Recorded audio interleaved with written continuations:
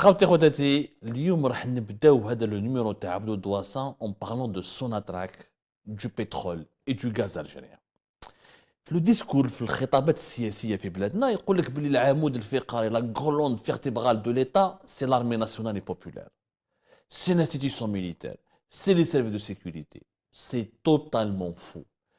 L'Algérie, sa colonne vertébrale, son cœur et son poumon, c'est Sonatrach, c'est le pétrole et c'est le gaz. بزاف من nos compatriotes ما على بالهمش وما يعرفوش باللي le poste de PDG de Sonatrach, ce n'est pas un simple poste de manager, un simple gestionnaire d'entreprise. Le PDG de Sonatrach, يا جماعة, si à la fin du mois, ou là du trimestre, ou là du semestre, ou à la fin de l'année, il ne signe pas certains chèques, il ne signe pas certaines opérations financières, il ne signe pas certains virements, l'Algérie ne pourra pas fonctionner. Oui, بلادنا ما تمشيش. باش تعرفوا مليح يا جماعه لو بترول لو غاز اون الجيري سي 25% من كاع الثروات الوطنيه اللي حنا كجزائر يعني تبتكرها في عام. Toutes les richesses nationales que nous créons en une année, 25% c'est le pétrole et le gaz. Qui je les recettes budgétaires de l'État, ce que l'État algérien gagne comme argent pour le dépenser ensuite afin de financer le développement du pays. Quand le prix du baril du pétrole et monte comme en 2022, il dépasse les $100 le baril, le pétrole et le gaz, les hydrocarbures ramènent jusqu'à 60%, entre 55 jusqu'à 60% des recettes budgétaires de l'État. Quand le prix du baril du pétrole, il est entre 70 et 85 jusqu'à 90, et ben les recettes du pétrole et du gaz en Algérie, ça représente jusqu'à 45% de toutes les recettes budgétaires de l'État. C'est-à-dire que sans l'exportation de pétrole et de gaz, sans la commercialisation du pétrole et du gaz, sans l'exploitation du pétrole et du gaz, l'État algérien n'aura pas d'argent, n'aura plus d'argent. C'est-à-dire qu'il n'y aura aucune différence, qui ناخذوا الدولة الجزائرية نحولها البترول والغاز، ما يبقى aucune différence بيننا وبين الدول الفقيرة في القارة الإفريقية. Le pétrole et le gaz, c'est Sonatrach. En Algérie, depuis le début des années 70, la loi sur la nationalisation des hydrocarbures, 71, Sonatrach domine à travers le monopole, c'est elle qui a le monopole de la gestion, de l'exploitation et de la commercialisation. Elle a par contre des partenaires étrangers. Qui sont des partenaires étrangers, les sociétés internationales, les BP, les Total, les Anadarko, quelques compagnies chinoises, mais essentiellement des compagnies pétrolières occidentales, ont fait ce qu'on appelle des associations. D'ailleurs, Sonatrach, la direction générale de Sonatrach, il y a un poste qui s'appelle la direction des associations de Sonatrach qui gère, elle, tout ce qui est partenaire étranger avec les compagnies internationales qui entrent dans le cadre de la loi de 51-49 dans la gestion ou l'exploitation des champs de pétrole et de gaz. Le PDG de Sonatrach, c'est pratiquement le deuxième personnage ou le troisième personnage le mieux payé de l'État algérien, après le président de la République et le chef d'état-major de l'armée. Il est mieux payé et mieux considéré que le Premier ministre. C'est pas avec les primes qu'il peut toucher, il peut même être mieux payé que le chef d'état-major de l'armée. Il n'y a que le président de la République qui peut faire mieux que le président de Sonatrach. Le président de la République en Algérie, il est payé plus de 90 millions de centimes. Le PDG de Sonatrach en Algérie, il est payé plus de 80 millions de centimes. Et avec les primes, il peut aller jusqu'à 90 millions de centimes, voire même jusqu'à 100 millions de centimes. Mais c'est un peu rare. La fourchette de son salaire reste entre 80 et 90. C'est un poste important. En Algérie, il y a le ministre de l'énergie, mais réellement, le véritable patron d'énergie du pays, c'est le PDG de Sonatrach. Maintenant, pourquoi c'est aussi important?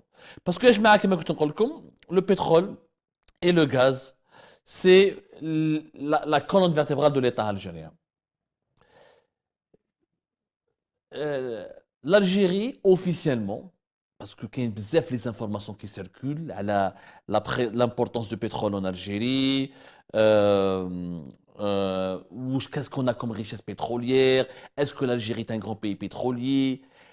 Effectivement, au niveau du pétrole, on fait partie des 20 grands pays producteurs de pétrole. L'Algérie occupe officiellement le 16e rang, avec des réserves estimées à 12,2 milliards de barils de pétrole. Ça, c'est les réserves. On parle de réserves prouvées, attention. Les réserves prouvées, où je m'en ce que nous possédons réellement comme pétrole et ce que nous pouvons exploiter.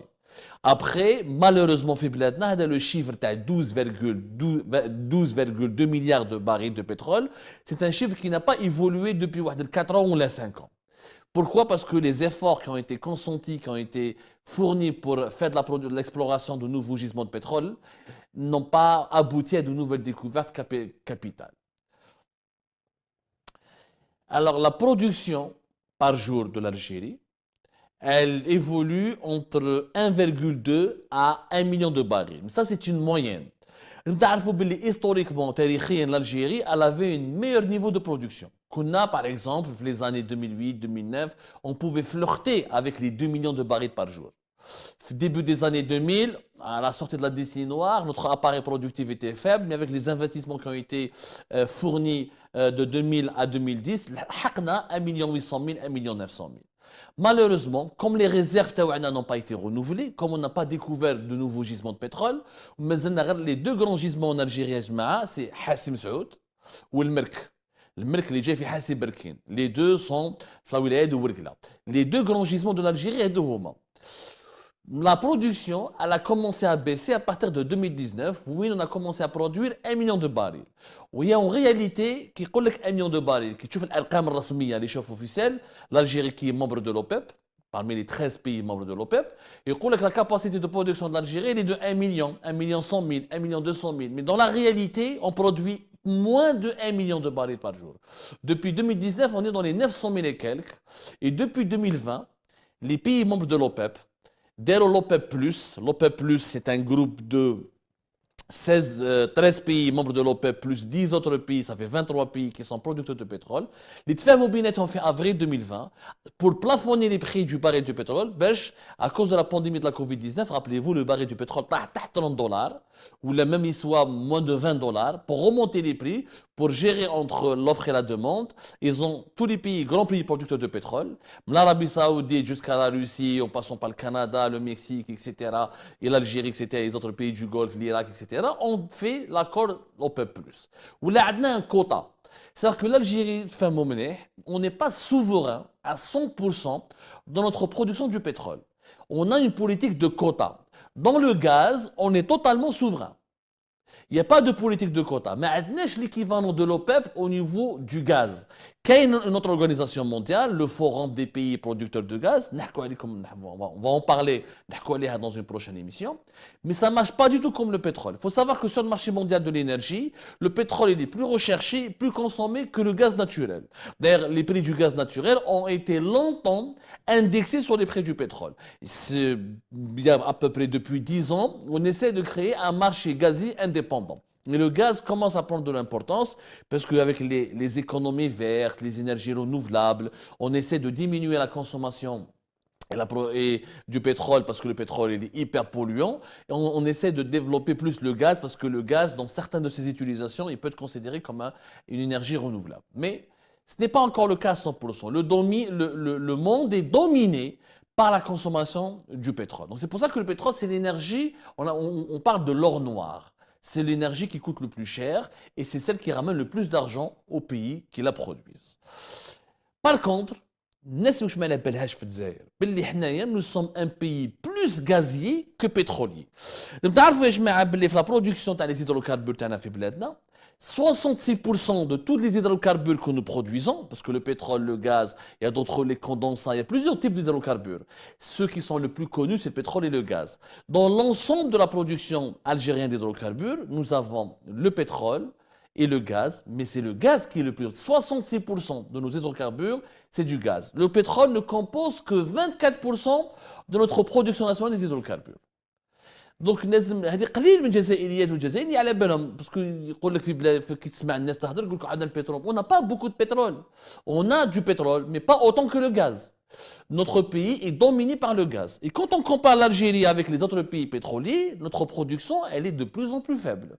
Par exemple, l'Arabie Saoudite peut produire jusqu'à 11-12 millions de barils par jour. Les États-Unis ont dépassé les 12 millions de barils de pétrole par jour. La Russie, qui m'a l'Arabie Saoudite, entre 10, 11 jusqu'à 12 millions de barils par jour. Les Émirats, par exemple, plus de 3 millions de barils par jour. L'Irak, la même chose. Le Koweït, plus de 2 millions de barils par jour. Nous sommes à peine 900 000 barils par jour. Il y a 1 million de barils par jour. Donc, on n'est pas un grand pays pétrolier. On est davantage un pays gazier qu'un pays pétrolier. D'ailleurs, le gaz, l'Algérie, c'est le premier fournisseur de gaz de l'Italie en 2022. On a été le deuxième fournisseur de gaz de l'Espagne en 2022. On a été le deuxième fournisseur de gaz de la Turquie en GNL. Le GNL, c'est le gaz naturel liquéfié. C'est le gaz qui est transformé en liquide et qui est transporté dans des méthaniers, dans des bateaux, à travers le monde entier. Alors que le gaz naturel, quand on exporte vers l'Italie et l'Espagne, ça passe par des gazoducs. Les gazoducs, le fameux gazoduc Medgaz qui passe de l'Algérie, qui va directement jusqu'à l'Espagne, ou le Henri Cométier, le Trans-Méditerranéen Pipeline, qui passe par la Tunisie pour aller jusqu'à l'Italie. Le GNL part dans des bateaux. Nous sommes le deuxième pays fournisseur de gaz naturel liquéfié de la Turquie et deuxième fournisseur de la Grèce en termes de GNL. Donc, dans le domaine du gaz, on a vraiment énormément d'importance. Maintenant, je te fais le poids financier du gaz et du pétrole en Algérie. Il y a ce qu'on appelle la fiscalité pétrolière. Comment le gaz et le pétrole ramènent de l'argent en Algérie. Sonatrach et ses associés exploitent des gisements, produisent du gaz et du pétrole qu'ils vont ensuite exporter. Là, on exporte essentiellement du gaz naturel et du pétrole brut. Malheureusement, on n'utilise pas beaucoup ce gaz et ce pétrole pour produire des produits dérivés. La fiscalité pétrolière, par exemple, pour l'année 2022, elle était de l'équivalent de 38 milliards de dollars. C'est quoi la fiscalité pétrolière? C'est l'ensemble des recettes fiscales qui vont rentrer dans les caisses du trésor public de l'État algérien à la suite des exportations et de la commercialisation des hydrocarbures. C'est-à-dire que Sonatrach et ses associés étrangers vont payer des taxes et des impôts à l'État algérien sur leurs chiffres et les revenus qu'ils vont gagner en exportant ou en commercialisant le gaz et le pétrole. Le chiffre d'affaires à Sonatrach en 2022 était de 59 milliards de dollars, presque 60 milliards de dollars. Les partenaires étrangers de Sonatrach sont associés avec Sonatrach, mais malheureusement dans notre pays, les investissements étrangers ont beaucoup diminué dans le domaine du gaz et du pétrole, et la production du gaz comme du pétrole en Algérie reste ultra dépendante des efforts de Sonatrach. Là, comme un exemple sur le pétrole. Combien de pétrole nous produisons? En 2022, nous avons fait une production de 45,5 millions de tonnes. 45,5 millions de tonnes de pétrole. 65% de cette production, c'est les efforts de Sonatrach. C'est-à-dire que c'est Sonatrach, dans son effort propre, sans recourir, sans partenariat avec un groupe étranger, elle a pu produire 65% de ces 45 millions et demi de tonnes. Les 45 millions et demi de tonnes. Les Algériens, c'est que pourquoi nous, on n'est pas un pays pétrolier, ou l'Irak, ou les Émirats, ou la Qatar, parce que les Algériens, nous avons du pétrole, mais on est moins riches. Pour une raison qui est simple, ces pays-là ont des populations plus faibles, nous sommes 45 millions d'habitants, on a des productions de niveau de pétrole de 2 millions, 3 millions, jusqu'à 4 millions de barils, jusqu'à plus de 10 millions de barils par jour pour l'Arabie Saoudite, ce qui fait qu'ils exportent la majorité du pétrole qu'ils produisent en Arabie Saoudite, ou là aux Émirats, ou là au Koweït, ou là dans les autres pays du Golfe, et exportés à l'étranger. C'est pour cette raison qu'ils gagnent beaucoup d'argent. Mais malheureusement, comme notre production elle a faibli, elle a commencé à baisser, on est à moins de 1 million de barils par jour, sur les 45 millions et demi de tonnes qui ont été produits en 2022, uniquement 18 millions 8, même pas 19 millions de tonnes ont été exportées vers l'étranger. Le reste a été consommé localement. Par exemple, 25 millions de tonnes de pétrole que nous avons produit en 2022 a été destiné à la consommation locale. On l'a utilisé pour raffiner, pour faire du raffinage et pour produire les carburants. L'Algérie, le besoin du marché national, chaque jour doit consommer entre 430 000 jusqu'à 450 000 barils par jour. C'est-à-dire que si nous avons une production de 900 000 et quelques, la moitié la consommation locale. En réalité, avec le développement, avec la croissance démographique de Abladna, en Algérie, chaque année, on fait 1 million de bébés. On a l'une des fortes croissances démographiques du monde. On a comme une émission sur la démographie algérienne. C'est important, le nombre des bébés, le nombre des mariages, le nombre de la population dans les villes, etc.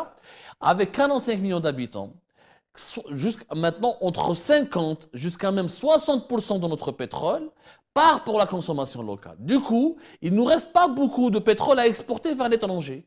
Et c'est pour ça que nous ne gagnons pas autant d'argent que l'Arabie Saoudite, que les Émirats, ou le Koweït, etc.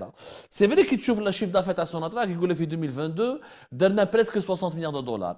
C'est important, etc. Ou le Nidam al-Jazairi, ou Jmaat Tebboune, ils disent دخلنا دراهم كبار. ما همش دراهم كبار. Parce que si on avait de capacité d'exportation plus forte et un niveau de production plus fort, normalement avec des prix aussi élevé en 2022, il faut savoir que le pétrole algérien, il est recherché dans le monde. D'ailleurs, le marché mondial, il a un code. Il y a le Sahara Blend. Pourquoi il est recherché? Parce que c'est un pétrole léger, il est facile à raffiner, et il est beaucoup utilisé pour la fabrication des carburants pour les véhicules. C'est un pétrole de qualité. Le pétrole, le Sahara Blend, le prix moyen TOF 2022, il était de 104 à 105 dollars. Avec un prix aussi élevé, si on a pu exporter beaucoup de barils de pétrole par jour, on n'aurait pas gagné 60 milliards de dollars en l'année 2022, on aurait pu gagner 80, voire même 85 ou jusqu'à 90 milliards de dollars. Mais comme on exporte uniquement entre 400 000 et 500 000 barils et que le reste il est consommé localement, et ben malheureusement, on limite nos revenus en devises et on ne gagne pas beaucoup d'argent. Et heureusement, qu'il y a le gaz. Le gaz, l'Algérie, on est un pays gazier. Quand on compte les 66% de nos hydrocarbures, c'est du gaz. Et on arrive à exporter du gaz. Mais malheureusement, qui met le pétrole, la consommation nationale de gaz تاعنا راهي غير تكبر وتطلع واغلبيه الغاز الطبيعي اللي نخدموه في الجزائر يروح للمارشي ناسيونال. نعطيكم ارقام اللي بالك الناس ما تحكيش عليهم بزاف. En 2022, la Sonatrach a produit pour le marché local, elle a donné 93,3 milliards de mètres cubes, dont 41,2 milliards de mètres cubes de gaz qui ont été livrés à Sonalgaz pour la production de l'électricité. C'est-à-dire la production de l'électricité en Algérie, elle a été de 41,2 milliards de mètres cubes. Quand on voit les volumes de gaz naturel qui ont été exportés à l'étranger, c'était uniquement 36 milliards de mètres cubes. 36 milliards de mètres cubes exportés à l'étranger. Alors que la production de l'électricité en Algérie a nécessité plus de 41 milliards de mètres cubes. 41,2. Pourquoi? Parce que 99% من الكهرباء اللي استعملوها في الجزائر مخدومه بالغاز الطبيعي. 99% de notre électricité, elle est produite à partir du gaz naturel. Et comme nous avons besoin de beaucoup de gaz naturel pour produire l'électricité, et pour alimenter notre pays. Du coup, les quantités de gaz qu'on peut exporter vers l'étranger, elles sont en train de diminuer. En 2021, l'Algérie a exporté plus de gaz qu'en 2022. D'ailleurs, les chiffres, il y a eu une baisse de 15% d'exportation de gaz, entre 9 à 15%, parce qu'on exporte du gaz naturel comme le gazoduc, ou on a une exportation du gaz naturel par le GNL, c'est-à-dire que le gaz qui est transformé en liquide, les méthaniers, les bateaux on les appelle les méthaniers, et on les exporte vers la Grèce ou vers la Turquie, alors que le gaz naturel est l'Espagne, l'Italie, ils jouent le gazoduc. 36 milliards de mètres cubes. L'électricité plus de 41 milliards de mètres cubes.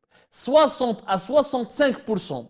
Même le chiffre le plus proche de la réalité, c'est 63 à 64% du gaz naturel qui est produit en Algérie. Alors, il y a le marché local, la consommation nationale.